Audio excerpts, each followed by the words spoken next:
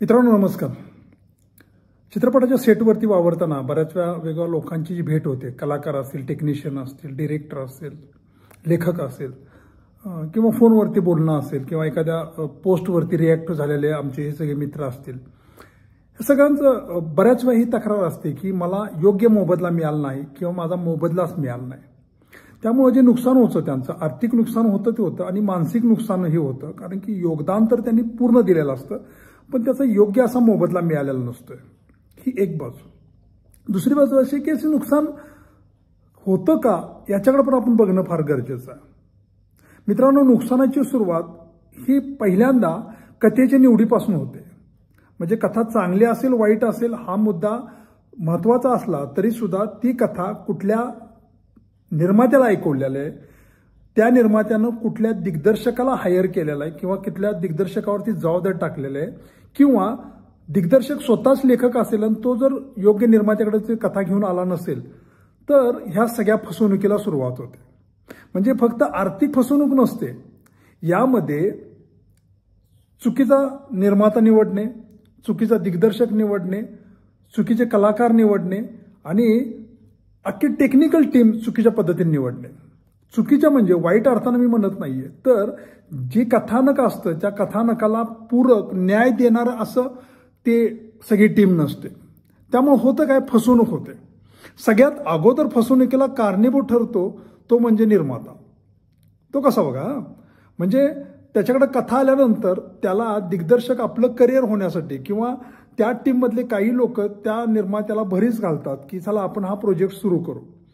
त्या निर्मात्याला कथा न समजल्यामुळं, कथेचा आवाका न आल्यामुळं तो एक मनात एक बजेट ठरवून घेतो.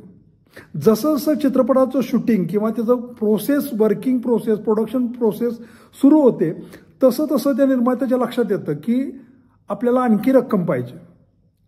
त्या रकमेची तजवीज एक तर त्याच्याकडे नसते किंवा मानसिकता त्याची ती खर्च करण्याची नसते. त्यावेळेला मात्र तो काय करतो, ऐन मध्यावरती आपला हात आकडता घेतो आणि मग काही लोकांचे बजेट सँक्शन करणे, काही लोकांचे पैसे कमी देणे, काही लोकांचे पैसेच न देणे, अशा गोष्टी सुरू होतात आणि त्यानंतर मात्र तो अख्खा प्रोजेक्ट बदनाम व्हायला सुरुवात होतो.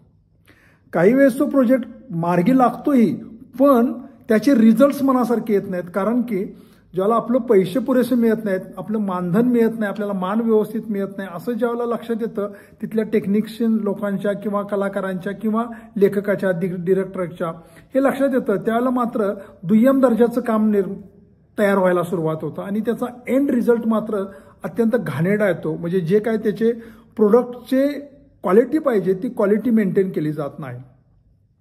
काय होतं, निर्मात्याचे ॲक्च्युली 3 प्रकार आहेत. पहिला प्रकार आहे अडाणी निर्माता, दुसरा प्रकार आहे येडा निर्माता आणि तिसरा प्रकार आहे तो प्रॉपर निर्माता असतो. अडाणी निर्माता म्हणजे काय होतं की लेखक किंवा दिग्दर्शक एखादी कथा घेऊन जातो आणि त्या दिग्दर्शकासमोर मांडतो.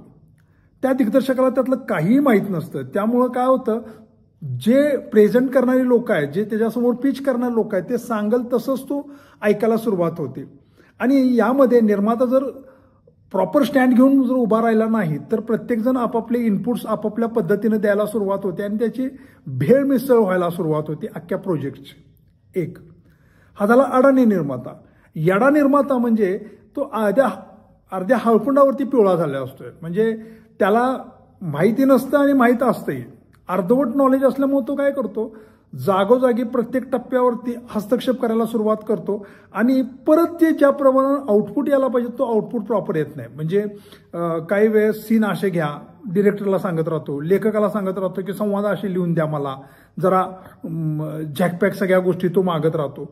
पण जे लिनियर पद्धतीने त्याची मांडणी दिग्दर्शक किंवा लेखकाने केलेली असते, त्यांच्या डोक्यात जी चाललेली असते ती लिनियर पद्धत, जो काय ग्राफ आखून दिलेला आहे सौंदर्यासाठी, सुंदरतेसाठी, त्याचं दर्जेदार प्रोजेक्ट बनण्यासाठी जे काय ग्राफ त्यांच्या डोक्यात असतो तो डिस्टर्ब करणारं काम हा येडा निर्माता करत राहतो.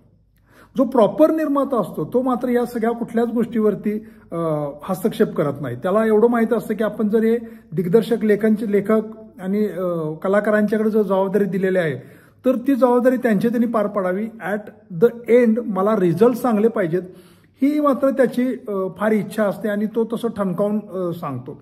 त्याला पहिल्यापासून बजेटचाही अंदाज असतो, त्याला प्लस मायनस बजेट काय होऊ शकतं याचाही अंदाज असतो. त्यामुळे तो फारसं ढवळाढवळ करत नाही. शेतकऱ्यासारखंच काम आहे. त्यालाही माहीत पाहिजे की आपला प्रोडक्ट कुणाला विकायचा आहे, कसा विकायचा आणि कधी विकायचा आहे याचा अंदाज असणारा, हा प्रॉपर सर्वांग नॉलेज असणारा, सर्व ज्ञानी असा तो निर्माता असतो. निर्माता होणं एवढी मित्रांनो सोपी गोष्ट नाहीये. निर्मात्याला लेखक असावं लागतं, निर्मात्याला डिरेक्टर असावं लागतं, निर्मात्याला अभिनेता असावं लागतं, निर्मात्याला एक्झिक्युटिव्ह प्रोड्युसर म्हणून काम बघता आलं पाहिजे. म्हणजे पडल ते काम सगळं निर्मात्याला यायला पाहिजे. आणि दुसरी गोष्ट म्हणजे ह्या निर्मात्याला कोण काय करतंय, कोण किती लायकीचं आहे, कोण किती ऐपतीचं आहे याचाही अंदाज असणं फार गरजेचं आहे. त्या निर्मात्याला आपण परिपूर्ण निर्माता म्हणू शकतो. बाकी सगळे निर्माते मगाशी सांगितलेल्या त्या 2 कॅटेगरीमधले असतात, अडाणी किंवा येडे निर्माते. आता याच्याही पुढे जाऊन मला असं वाटतंय की निर्मात्याला म्हणजे डायरेक्ट निर्माता व्हायला नाही पाहिजे. तो वेगवेगळ्या क्षेत्रात म्हणजे डिरेक्टर असेल, मेकअपमॅन असेल, आर्टिस्ट असेल, यामध्ये जसे एक एक टप्पे आहेत.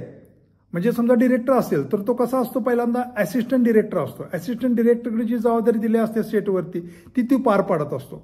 ते सगळं शिकल्यानंतर पुढचा टप्पा येतो त्याचा असोसिएट डिरेक्टरचा. म्हणजे असिस्टंट डिरेक्टरच्या पुढचा वरचा टप्पा असिस्टंट डिरेक्टर, असोसिएट डिरेक्टर, आणि त्यानंतरचा शेवटचा टप्पा असतो तो डिरेक्टर. सगळ्याच वेगवेगळ्या कॅटेगरीमध्ये लेखक असेल दे, दिग्दर्शक असू दे, कॅमेरामन असू दे, मेकअपमन असू दे, सगळीकडेच ही कॅटेगरी हे टप्पे लावतात. सेम मला असं वाटतं आपल्या चित्रपटसृष्टीमध्ये सुद्धा हे 3 टप्पे असणं फार गरजेचं आहे. म्हणजे असिस्टंट, असोसिएट आणि मुख्य निर्माता असाच पाहिजे. या 3 टप्प्यातनं गेलाच पाहिजे. त्याला सगळं समजायलाच पाहिजे की आपण काय दर्जाचे आहोत आणि आपल्याला ह्या सिनेमा सृष्टीमध्ये काय करायचं आहे, ते प्रोडक्ट घेऊन काय करायचं आहे. तर मित्रांनो, ही ज्यांना ज्यांना वाटतं की प्रोजेक्ट चांगला व्हावा, टिकून राहावा, दर्जेदार व्हावा, तर त्यांनी पहिल्यांदा आपलं काम होतंय, म्हणजे आपल्याला काम मिळतंय, आपलं डिरेक्टर म्हणून येतोय किंवा लेखक म्हणून येतोय किंवा कलाकार म्हणून येतोय, कमी अधिक पैसे होतील किंवा आपली फसवणूक होईल, ह्या सगळ्या गोष्टी जरी गृहीत धरल्या तर तो तुम्हाला वाटत असेल की तुमचं नाव चांगल्या प्रोजेक्टशी निगडीत असावं, तर मित्रांनो कृपया म्हणजे खरंच कृपया तुम्ही निर्माता चांगला बघा की ज्याला नॉलेज आहे. पैसा असणं त्याला इन्व्हेस्टर म्हणतो आपण, आणि हा सगळा प्रोजेक्ट रन करतो त्याला आपण निर्माता म्हणतो. परत मी सांगतो की याची गल्लत नका करू. इन्व्हेस्टर आणि निर्मात्याची गल्लत नका करू.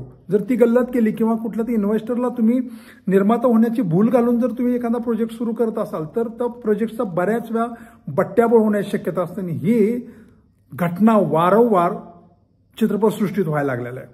तर ही जर समजा घटना आपल्याला टाळायचं असेल तर आपल्याला एक चांगला निर्माता पाहिजे, जो पूर्वी कुठं त्याने छोटे छोटे प्रोजेक्ट केलेले आहेत, काही चांगल्या प्रोजेक्टशी तो निगडीत असेल, मग तो स्वतंत्रपणे प्रोजेक्ट करत असेल तर अशाच निर्मात्याच्या मागं लागा.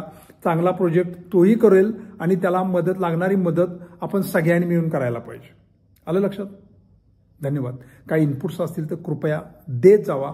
अक्षर मानव या संदर्भात वेगवेगळे रील्स बनवेल, वेगवेगळे व्हिडिओज बनवेल आणि आपल्या सगळ्यांना उपयुक्त ठरतील असे सगळे व्हिडिओज आम्ही वारंवार आपल्याला दाखवण्याचा प्रयत्न करेन.